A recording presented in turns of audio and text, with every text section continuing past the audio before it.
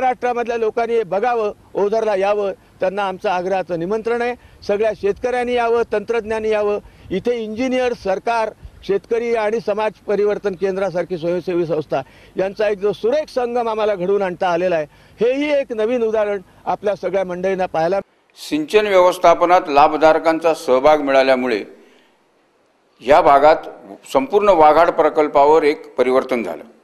शेतकऱ्यांचं जीवनमान उंचावलं आणि त्यांच्या उत्पन्न व उत्पादनातही फरक पडला। शासकीय यंत्रणा, शेतकरी आणि स्वयंसेवी कार्यकर्ते यांनी एकसंघपणे जर काम केलं तर देशातील अनेक जटिल प्रश्न निकालात निघतील अशी मला खात्री वाटते। पाणी वापर संस्थाच्या संघाला 2008-9 मध्ये रब्बी हंगामासाठी 650 दशलक्ष घनफूट 3 आवर्तनामध्ये त्यांना पाणी हक्क प्रदान करण्यात आले आणि उन्हाळी हंगामासाठी 485 दशलक्ष घनफूट 2 आवर्तनामध्ये असे एकूण 1135 दशलक्ष घनफूटचे पाणी वापर संस्थाला हक्क प्रदान करण्यात आले आणि त्याप्रमाणे पाणी वापर संस्थाने त्याचं नियोजन करून पाणी वापर संस्थांना ते वितरित केले।